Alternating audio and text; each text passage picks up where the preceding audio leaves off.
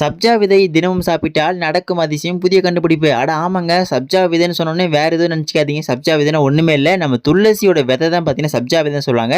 இந்த சப்ஜா விதை வந்து பெரும்பாலும் எப்போ குடிப்பாங்க பார்த்தீங்கன்னா, அந்த சர்பத் அவங்க பார்த்தீங்கன்னா அந்த சர்பத்தில் சப்ஜா விதையை போட்டு குடிப்பாங்க.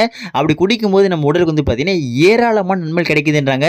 சப்ஜா விதையில நீங்கள் சும்மா ஒரு ஸ்பூன் போட்டு சாப்பிட்றீங்கன்னா உங்கள் உடலுக்கு தேவையான அனைத்து சத்துக்களும் கிடைக்குதாங்க. முக்கியமாக நம்ம ஆண்களுக்கு ரொம்ப ரொம்ப பயனுள்ளதாக இருக்குதாங்க. நானே ஆச்சரியப்பட்டு போயிட்டு பார்த்துக்கலாம். ஸோ அந்த அளவுக்கு சத்துக்கள் இருக்கு. அதெல்லாம் என்னென்ன புட்டு புட்டு வைக்க போறேன் அது பார்க்கறதுக்கு முன்னாடி இது போன்ற பல தகவல்கள் தினந்தோறும் தெரிஞ்சுக்கிறதுக்கு நீங்க நம்ம சேனல் இப்பதான் ஃபர்ஸ்ட் டைம் பாக்குறீங்கன்னா ஒரே ஒரு சப்ஸ்கிரைப் பட்டன் கொடுத்துட்டு மறக்காம உங்க ஃப்ரெண்ட்ஸ் யாராச்சும் இருந்தா அவங்களுக்கு ஷேர் பண்ணுங்க, அவங்களும் தெரிஞ்சுக்கிட்டோம். சரி வாங்க, அதெல்லாம் என்னென்ன பயன்கள் என்னென்ன நன்மைகள் அப்படின்னு ஆண்களுக்கு சக்தி கொடுக்குது அப்படின்னு பார்க்கலாம்.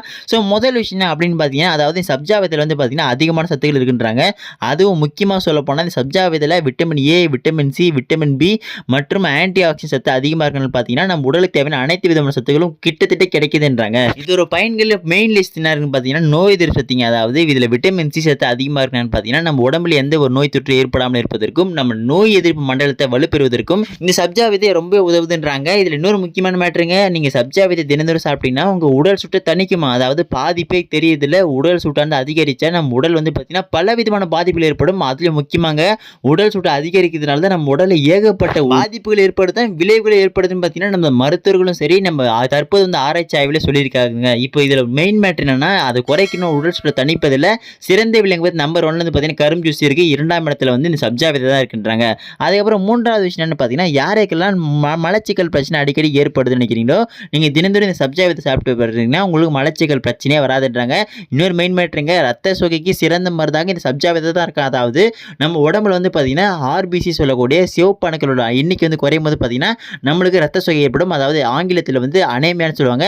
அந்த நோய் வந்துச்சுன்னா வந்து பார்த்தீங்கன்னா உங்கள் உடம்பு ஃபுல்லாக டயர்ட் ஆயிருங்க, நீங்கள் ஹாஸ்பிட்டலில் போயிட்டு அட்மிட் ஆகிற சுச்சுவேஷன் போயிருங்க. ஸோ தயவு செஞ்சு அந்த மாதிரி பண்ணாதீங்க. முடிஞ்ச வரைக்கும் இந்த சப்ஜா விதை அதிகமாக சாப்பிட்றீங்கன்னா உங்கள் உடம்பில் இருக்கக்கூடிய சிவப்பு அணுக்களோட எண்ணிக்கை அதிகப்படுத்தி நமக்கு இந்த ரத்த சோகை போன்ற எந்த ஒரு பிரச்சனையும் ஏற்படாமல் இருப்பதற்கு பாதுகாக்கின்றாங்க. அதோடு மட்டும் இல்லாமல் இதில் விட்டமின் ஏ சத்து அதிகமாக இருக்கனால பார்த்தீங்கன்னா நம்ம கண்களுக்கு குளிர்ச்சி அளிப்பது மட்டும் இல்லாமல் நம்ம கண்களுக்கு கண் பார்வை சரி பண்ணுன்றாங்க. உங்களுக்கு கண் பிரச்சனைகள் இருக்குது அப்படின்னா நீங்கள் சப்ஜா விதை சாப்பிட்றீங்கன்னா கண் பிரச்சனை தீருன்றாங்க. அதுக்கப்புறம் மெயின் மேட்டருங்க, ஆன்டி ஆக்சிடென்ட் சத்து அதிகமாக இருக்கனால பார்த்தீங்கன்னா நம்ம இதயத்தோட ஆரோக்கியத்தை பாதுகாக்குமாங்க. அதுலேயும் மெயினாக சொல்ல போனால் நம்ம இதய தொடர்பான எந்த ஒரு பிரச்சனையும் வராமல் இருப்பதற்கு இந்த சப்ஜா விதை ஒரு பெரும் பங்காற்றுன்றாங்க. அந்த அளவு சத்துக்கள் அடங்கியிருக்கான். இதுக்கு அடுத்த மேட்டர் என்னன்னு பார்த்தீங்கன்னா யாருக்கெல்லாம் வயிற்று வலி அதிகமாக ஏற்படுது நினைக்கிறீங்களோ, இல்லை எனக்கு வயிற்றில் புண்ணு இருக்குது அப்படி கஷ்டப்படுறீங்களோ, தயவு செஞ்சு நீங்கள் சப்ஜா விதை சாப்பிட்றீங்கன்னா உங்களுக்கு அல்சர் பிரச்சனை இருந்தாலும் சரி, வயிற்றில் புண்ணு இருந்தாலும் சரி, எல்லாமே சீக்கிரம் மாறிவிடும். அதோடு இல்லாமல் உங்கள் வயிறு சுத்தம் செய்வதிலும் இந்த சப்ஜா விதை சிறந்த விளங்குதுன்றாங்க. அந்த அளவு சத்துக்கள் அடங்கியிருக்காங்க. இதுக்கு அப்புறமா தொடர்ந்து சாப்பிட்டுவாங்க. அதோட பலன்களானது எண்ணி 2 மாச காலத்தில் தெளிவாக தெரிஞ்சிருன்றாங்க. இது போன்ற பல தகவல்கள் தினந்தோறும் கொடுத்துட்டே இருக்குதுங்க. அதெல்லாம் தவறாமல் தெரிஞ்சுக்கிறதுக்கு நம்ம சேனலை சப்ஸ்கிரைப் பண்ணாம டக்குன்னு சப்ஸ்கிரைப் பண்ணிட்டு